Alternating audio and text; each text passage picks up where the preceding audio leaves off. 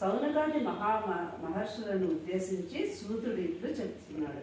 మునులారా, స్త్రీలకు సౌభాగ్యదాయకమైన వ్రతములో ఒకదానిని శివుడు పార్వతికి తెలియజేసి చెప్తున్నాడు. లోకోపకారకమైన దానికి మీకు వివరంగా వివరిస్తాను, శ్రద్ధగా వినండి. అంటే లోకానికి ఉపకారమైన ఈ వ్రతాన్ని నేను చెప్తున్నా, వినండి అంటున్నాడు శివుడు. పూర్వం శివుడు ఒకనాడు తన భస్మసింహాసనం పై కూర్చొని ఉండగా ఇంద్రాది ఇతర దిక్పాలకులు నారద మహర్షి స్తుతి స్తోత్రములతో పరమేశ్వరుణ్ణి కీర్తిస్తున్నారు. ఆ మహత్తర ఆనంద సమయంలో పార్వతీదేవి పరమేశ్వరుని ఉద్దేశించి, నాదా, స్త్రీలు సర్వ సౌభాగ్యములు పొంది పుత్ర పౌత్రాభివృద్ధి నొసంగు ధరించుటకు తగిన వ్రతం ఒకటి చెప్పమని తన ఆనతీయవలసినదిగా అడుగుతోంది పార్వతీదేవి శివుణ్ణి.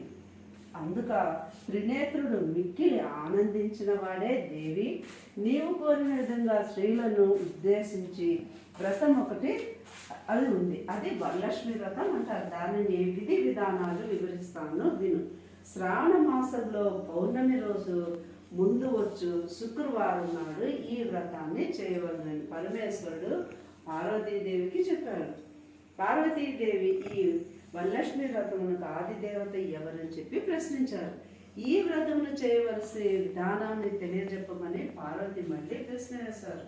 కాత్యాయని, ఈ వరలక్ష్మి వ్రతాన్ని వివరంగా చెప్తాను, భక్తి శ్రద్ధలతో విను. పూర్వకాలంలో మగధ దేశంలో కుండనము అనబడు పట్టణం ఒకటి ఉంది. ఆ పట్టణం బంగారు కుట్యములతో రమణీయంగా ఉంది. ఆ పట్టణంలో చారుమతి అనబడు ఒక బ్రాహ్మణ స్త్రీ ఉంది. ఆమె మిగుల సుగుణవతి, వినయ విధేయతలు, భక్తి గౌరవాలు యోగ్యంగా కలది. ప్రతిరోజు ప్రాతకాలమున నిద్రలేచి భర్త పాదాలకు నమస్కరించుచు ప్రాతకాల గృహ కృత్యాలు పూర్తి చేసుకుని అత్తమామని సేవించుకుని మితముగా సంభాషించి జీవిస్తుంది. వరలక్ష్మి వ్రతానికి ఆదిదేవత అయిన వరలక్ష్మీదేవి ఒకనాటి రాత్రి సమయమున చారుమతికి కలలో సాక్షాత్కరించింది. ఓ చారుమతి, నీ యందు అనుగ్రహము కలిగిన దానని ఈ శ్రావణ పౌర్ణమి నాటికి ముందు వచ్చే శుక్రవారం నాడు నన్ను పూజించు. నీవు కోరిన వరాలను కానుకలుగా ఇచ్చేదని చెప్పి అంతర్ధానమైంది వరలక్ష్మీదేవి. చారుమతికి వరలక్ష్మీదేవి కళలో సాక్షాత్కరించుట. చారుమతి అత్యంత ఆనందమును పొందే, జనని, నీ కృపా కటాక్షములు కలిగిన వారు ధన్యులు, వారు సంపన్నులుగా విద్వాంసులుగా ఉండారు. ఓ పావని, ఓ నా పూర్వజన్మ సుకృతం వలన నీ పాద దర్శనము నాకు కలిగింది అని పరిపరి విధాలుగా వరలక్ష్మీదేవిని స్తుతించింది చారుమతి. చారుమతి నిద్ర మేల్కొని అదంతా కలగా గుర్తించి తన కళను అత్తమామలకు తెలియజేసింది. వారు మిక్కిలి ఆనందించిన వారే చారుమతిని వరలక్ష్మి వ్రతము చేసుకోవలసిందిగా చెప్పారు. ఊరిలోని వనితలు చారుమతికి వచ్చిన కళల గురించి విన్నవారే పౌర్ణమికి ముందు వచ్చి రాబోయే శ్రావణ శుక్రవారం కోసం ఎదురు చూడసాగారు. శ్రావణ శుక్రవారం రోజు చారుమతి గ్రామంలోని స్త్రీలు ఉదయాన్నే లేచి తలారా స్నానం చేసి పట్టు వస్త్రాలను ధరించి అందరూ చారుమతి గృహానికి చేరుకున్నారు. చారుమతి ఇంటిలో స్త్రీలు సామూహికంగా వరలక్ష్మి వ్రతాన్ని ఇలాగా చేసుకుంటున్నారు. అమ్మ, వింటున్నావా? ఆమె గృహంలో మండపం ఏర్పాటు చేసి ఆ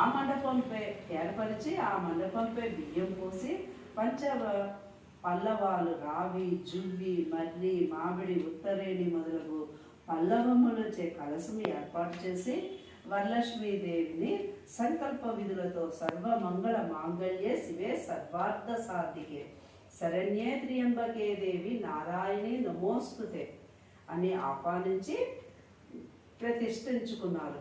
సాధ్యమైన వారు స్వర్ణ, రజిత, తామ్ర, మన్మయ మూర్తులను ప్రతిష్ఠించుకోవచ్చు. అమ్మవారిని షోడశోపచారాలతో పూజించారు. భక్ష భోజ్యాలను నివేదించారు. 9 పోగుల తోరణములు చేతికి కట్టుకున్నారు. ప్రదక్షిణ నమస్కారాలు చేశారు.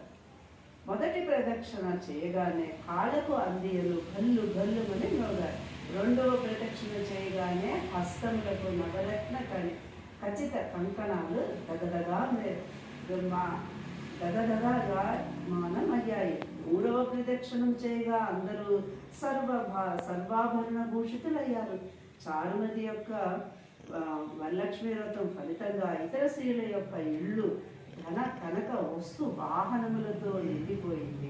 ఆయా స్త్రీల ఇళ్ళ నుండి గజ తురగ రథ వాహనములు వచ్చి వారిని ఇళ్లకు తీసుకువెళ్ళారు. వారంతా మార్గ మధ్యంలో చారుమతిని మిక్కిలి పొగుడుతూ ఆమెకు వరలక్ష్మి వ్రతం లక్ష్మీదేవి కళలో సాక్షాత్కరించి అనుగ్రహించగా ఆమె వరలక్ష్మి వ్రతంలో తామందరినీ మహాభాగ్యవంతులను చేసినదని పొగిడారు.